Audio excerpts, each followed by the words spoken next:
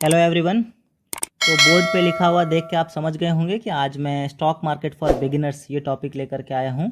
ये बेसिकली उन लोगों के लिए है जो कि स्टॉक मार्केट में इन्वेस्ट करना चाहते हैं, बट बहुत सारे ऐसे मिथ हैं मार्केट में या फिर जो सुनते हैं उसकी वजह से इन्वेस्ट नहीं कर पाते हैं। देखिए, बात ये है कि अगर आप इन्वेस्ट नहीं करते हैं स्टॉक मार्केट में तो वो भी एक तरह का नुकसान है अगर आप आज का सर्कमस्टांसिस चेक करेंगे तो चलिए समझते हैं कि स्टॉक मार्केट बिगिनर्स के लिए मैं आज के वीडियो में क्या क्या लेकर के आया हूँ। आज हम डिस्कस करेंगे जो risk involve in stock market. कहने का मतलब ये है कि स्टॉक मार्केट रिस्की है नहीं है, इसके बारे में डिस्कस करेंगे। हम डिस्कस करेंगे कि can I invest without commerce background, बहुत सारे लोगों के दिमाग में ये सवाल भी चलता है। और तीसरा, प्रोसेस क्या क्या इन्वॉल्व हैं for the beginners stock market में इन्वेस्टमेंट के लिए। तो अभी हम रिस्क के बारे में बात कर लेते हैं। रिस्क के बारे में बात करने के लिए हम एक चार्ट एनालाइज करेंगे। चार्ट किस चीज़ का एनालाइज करेंगे? हम सेंसेक्स का। सेंसेक्स के बारे में आप समझते हैं? अगर नहीं समझते हैं तो मेरा पहले का वीडियो देख लीजिए, लिंक आपको डिस्क्रिप्शन में मिल जाएगा। तो चलिए हम चार्ट पे चलते हैं, फिर आगे बात करेंगे। ये आपको स्क्रीन पे दिख रहा होगा बीएसई सेंसेक्स का चार्ट। ये चार्ट कहने का मतलब है ग्राफ दिख रहा होगा, आपको एक वैल्यू दिख रहा होगा। अगर आप वैल्यू देखेंगे तो यहाँ पे आपको 52,925 दिख रहा होगा, जो कि 25 जून का वैल्यू है। ये सेंसेक्स का वैल्यू बता रहा है कि 25 जून को ये 52,925 रुपीज़ पे ये था। दैट मीन्स ये जो पॉइंट यहाँ पे इंडिकेट हो रहा है, ये आपका वैल्यू जो है 52,925 है। रिस्क समझने के लिए और ये चार्ट को एनालाइज करने के लिए हम थोड़े से बड़े फ्रेम पे जाएंगे। बड़े फ्रेम के लिए हम यहाँ पे जो मैक्स लिखा हुआ दिखेगा, उस मैक्स पे हम जा करके, ये आपको मैक्स यहाँ पे दिख जाएगा। अब हम यहाँ पे क्या करेंगे, इस मैक्स को क्लिक करेंगे। जैसे ही मैक्स को क्लिक करेंगे टाइम फ्रेम बढ़ जाएगा। अभी अगर आप टाइम फ्रेम चेक करेंगे तो टाइम फ्रेम आपको दिख रहा होगा, यहाँ पे 90 दिख रहा होगा, यहाँ पे 2020 दिख रहा होगा। ये टाइम फ्रेम काफ़ी बड़ा हो गया है। दैट मीन्स ये 1990 से लेकर के 2021 तक के ग्राफ को यहाँ पे रिप्रेजेंट कर रहा है। अभी इस पूरे ग्राफ को अगर आप ऐसे ही देखेंगे, जब मतलब ज़्यादा हम एनालिसिस नहीं करेंगे, तो ये सिंपल वे में मुझे समझ में यहाँ पे आएगा कि 1990 पे जो भी वैल्यू यहाँ पे था और जो वैल्यू आज यहाँ पे है, यहाँ से यहाँ तक में एक राइज हुआ है सेंसेक्स में। दैट मीन्स वैल्यूएशन में एक तरह का राइज हुआ है। ये राइज, दैट मीन्स जैसे मैं रिस्क की बात कर रहा हूँ, रिस्क अल्टीमेटली मैं बात ये कर रहा हूँ, रिस्क मतलब हम प्रॉफिट अर्न करेंगे या हम लॉस में रहेंगे। ये प्रॉफिट और लॉस का जो खेल है, ये रिस्क का जो खेल है, इसको इस चार्ट में अगर आप देखेंगे तो अभी आप प्रॉफिट वाले सिनेरियो में हैं अगर हम 1990 और 2021 की बात करेंगे तो। अभी इसको हम अलग तरह से समझते हैं। अभी अलग तरह से क्या समझना है, अगर आप यहाँ पे आ जाएं, एक वैल्यू यहाँ पे चेक करें, एक वैल्यू यहाँ पे चेक करें, तो यहाँ पे आपको दिखेगा कि फॉल है। दैट मीन्स ये आपको लॉस दिखा रहा होगा। सिमिलरली अगर आप यहाँ पे चेक करें, यहाँ पे चेक करें, तो आपको ये फॉल दिखेगा, ये आपको लॉस दिखा रहा होगा। ठीक है, ये हम समझ गए, ये फॉल भी हो रहा है, राइज भी हो रहा है। अभी इसमें अगर आप टाइम फ्रेम को अगर इस चीज़ से रिलेट करें तो आपको दिखेगा ये शॉर्टर ड्यूरेशन में आपको लॉस दिख रहा है, ये शॉर्टर ड्यूरेशन में लॉस दिख रहा है। बट इसी को अगर हम लॉन्गर ड्यूरेशन में, सपोज हम यहाँ पे एक वैल्यू इंडिकेट करते हैं और एक वैल्यू हम यहाँ पे चेक करते हैं, या फिर एक वैल्यू हम यहाँ देखते हैं और एक वैल्यू हम यहाँ देखते हैं, ओवरऑल इन दोनों सिनेरियो में आपको दिखेगा कि हम प्रॉफिट में हैं। दैट मीन्स ये चार्ट से हम इतना एनालाइज तो ज़रूर कर सकते हैं कि अगर इस मार्केट में हमने टाइम अच्छे से स्पेंड किया तो प्रॉफिट होने के चांस ज़्यादा हैं।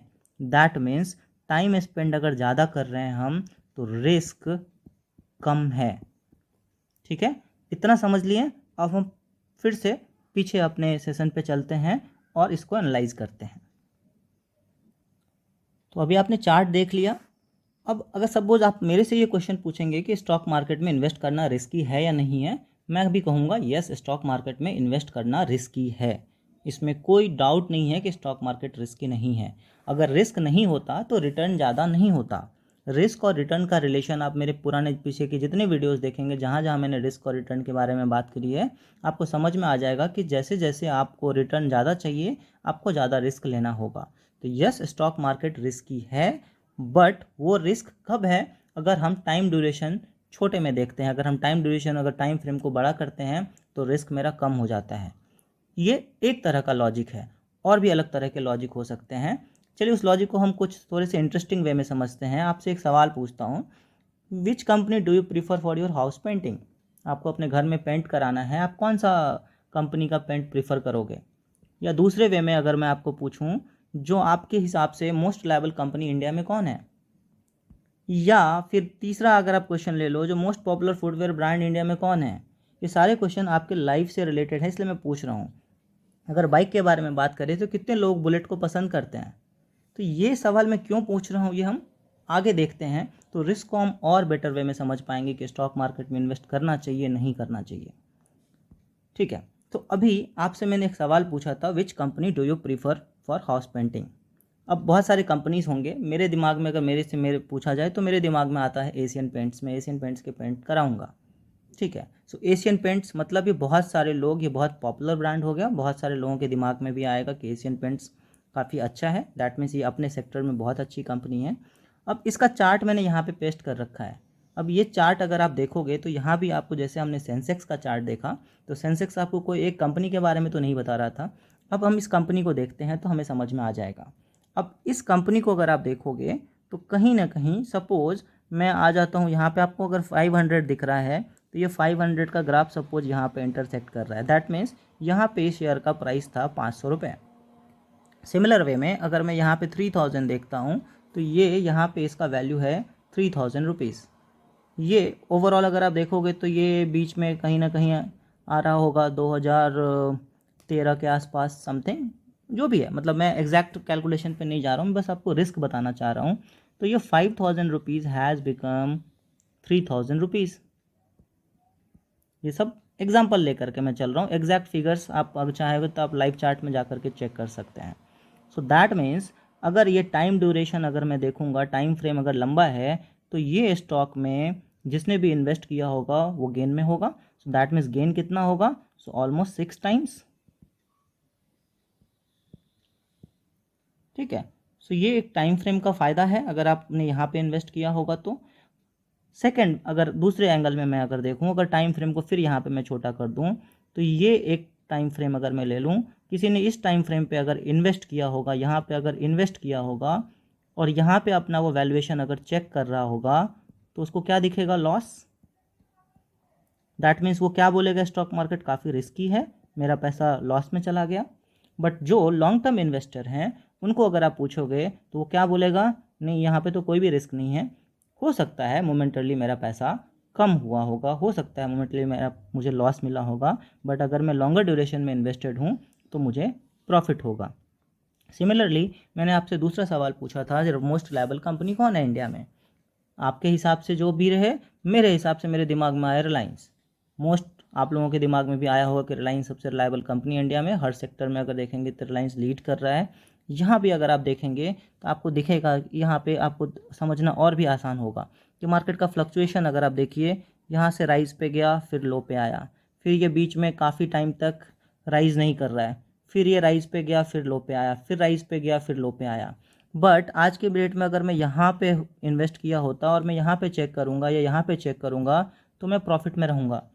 ये डिक्लाइन ट्रेंड में नहीं है, जो भी ग्राफ में बात कर रहा हूँ ये अप में जा रहा है, ये कोई डाउन ट्रेंड में नहीं आ रहा है।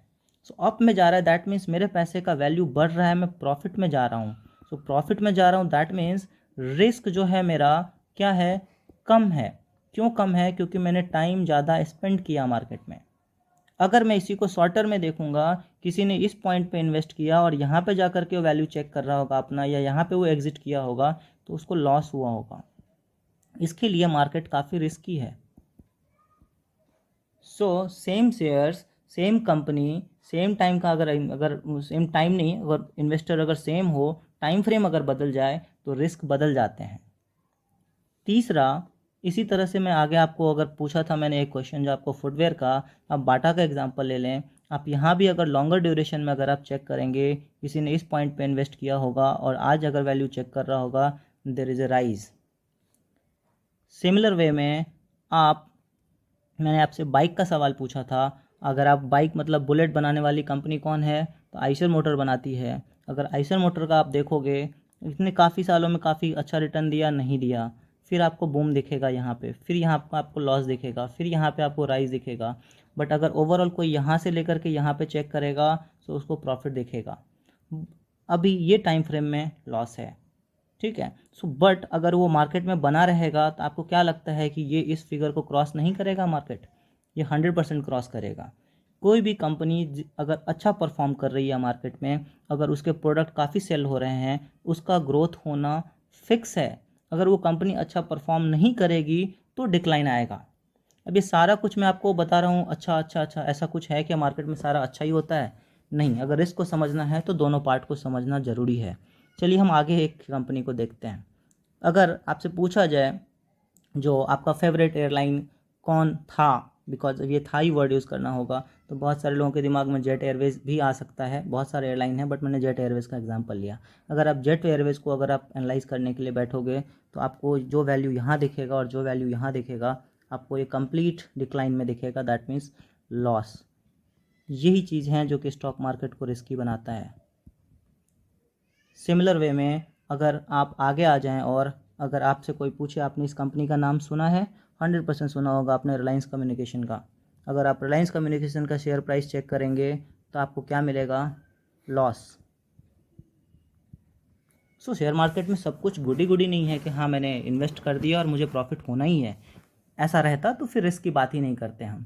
Yes, there is risk, certain amount of आप कैलकुलेटिव रिस्क ले सकते हैं, आप रिस्क को मिनिमाइज़ कर सकते हैं। अब ये मिनिमाइज़ कैसे होता है वो समझने के लिए आपको क्या होता है, आपको एक पोर्टफोलियो क्रिएट करना होता है।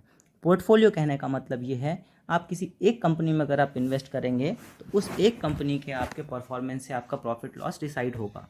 बट अगर आपने सेम टाइम में अलग अलग कंपनीज़ में इन्वेस्ट किए हैं, आपने सपोज 5 कंपनी में 10 कंपनी में इन्वेस्ट किए हैं, जैसे मैंने अभी 5-7 कंपनी का एग्जांपल दिया, इन्हीं 5-7 में 3-4 ने काफ़ी अच्छा परफॉर्म किया, 1-2 ने अच्छा परफॉर्म नहीं किया, तो मेरा जो रिटर्न है वो एवरेज होगा। किसी का लॉस और किसी का ज़्यादा प्रॉफिट मिला करके मेरा रिटर्न एवरेज होगा।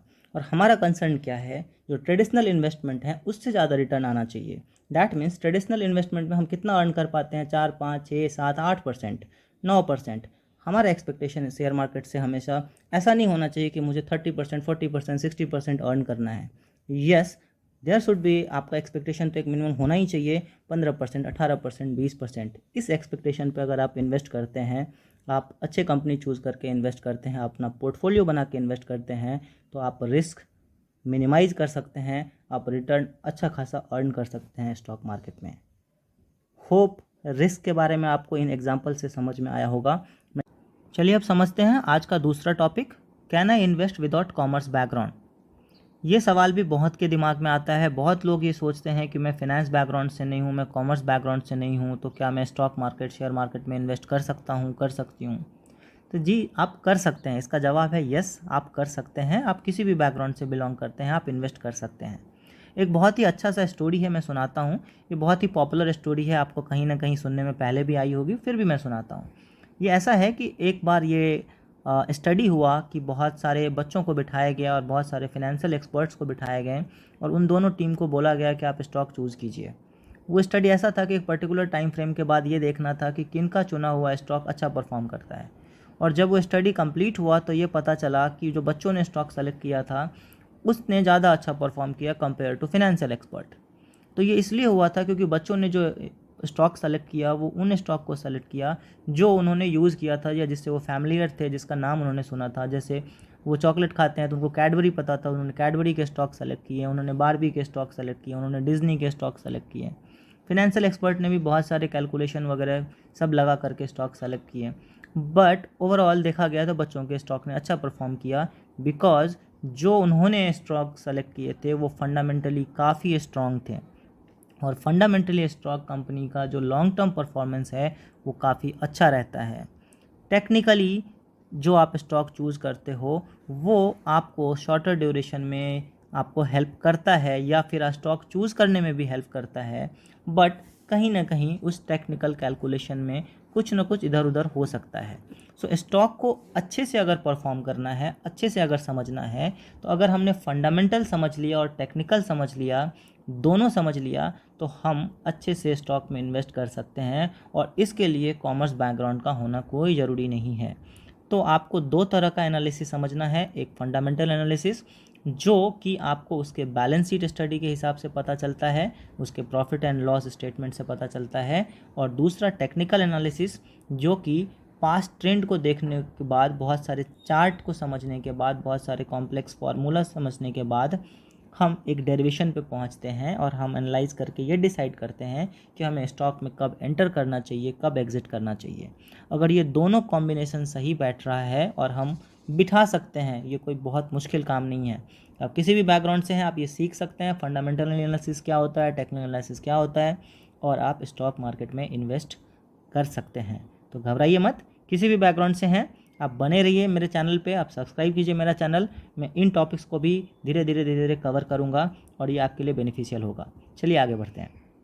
अब हम बात कर लेते हैं क्या प्रोसेसेस इन्वॉल्व हैं जो कि बिगिनर्स हैं उनके लिए, कि वो कैसे स्टॉक मार्केट में ट्रेडिंग स्टार्ट कर सकते हैं। मान लीजिए मेरी बात, ये बहुत ही आसान है। आज के डेट में तो ऑनलाइन के टाइम पे ये मुश्किल रह ही नहीं गया है। पहले थोड़ी बहुत लगती थी कि यहाँ हमें अकाउंट ओपन करना है, कैसे करेंगे, क्या करेंगे। अभी तो आप घर बैठे कर सकते हो। आपको बस क्या चाहिए इसमें, आपके पास एक आधार कार्ड होना चाहिए, होगा ही सबके पास। आपके पास पैन कार्ड होना चाहिए, होगा ही आपके पास। और बैंक अकाउंट होना चाहिए। बैंक अकाउंट नहीं है तो ओपन कर लीजिए। अगर ये तीन चीज़ें आपके पास है तो आप किसी भी ब्रोकर के साथ जुड़ करके आप डीमैट ट्रेडिंग अकाउंट ओपन कर सकते हैं और स्टॉक मार्केट में इन्वेस्टमेंट स्टार्ट कर सकते हैं। मेरा पर्सनल रिकमेंडेशन होता है, जो बहुत सारे अलग वीडियो में भी आपको दिखा होगा, वो जीरोधा का होता है। बिकॉज मैं इसको पर्सनली यूज़ करता हूँ। ये मत सोचिएगा कि मुझे कुछ जीरोधा से मिलता है मैं रिकमेंड करता हूँ तो, बट मैं पर्सनली यूज़ करता हूँ जीरोधा, और मुझे बिगनर्स के लिए ये काफ़ी अच्छा प्लेटफॉर्म लगा। आप घर बैठे अकाउंट ओपन कर सकते हैं। और सबसे खासियत जीरोधा का ये है कि ये आपसे, जब आप इन्वेस्टमेंट करते हो, आप ट्रेडिंग नहीं, आप इन्वेस्टमेंट करते हो, आप शेयर खरीदते हो, कुछ टाइम के बाद बेचोगे, तो ये एक तरह से जीरो ब्रोकरेज लेता है आपसे। केवल आपका जो उसमें जो गवर्नमेंट के टैक्सेस कटते हैं उतना ही कटेगा, जो आपको समझ में भी नहीं आएगा अगर आप देखोगे तो। बट ओवरऑल जो ब्रोकरेज है ये जीरो ही होता है जीरोधा में। तो आप जीरोधा का लिंक आपको डिस्क्रिप्शन में मिल जाएगा, आप लिंक पे क्लिक करके अकाउंट ओपन कर सकते हैं। 3 4 5 दिन के बाद आप खुद से ट्रेडिंग स्टार्ट कर सकते हैं। तो बहुत ही आसान है, आप ट्राई करके देखिए, कोई दिक्कत रहे तो मुझे बताइए। तो ये था मेरा आज का सेशन। होप कि आपको अच्छा लगा हो। अच्छा लगा हो तो लाइक कीजिए, शेयर कीजिए, बने रहिए मेरे चैनल पे, और हाँ, सब्सक्राइब करना मत भूलिए। तब तक के लिए थैंक यू।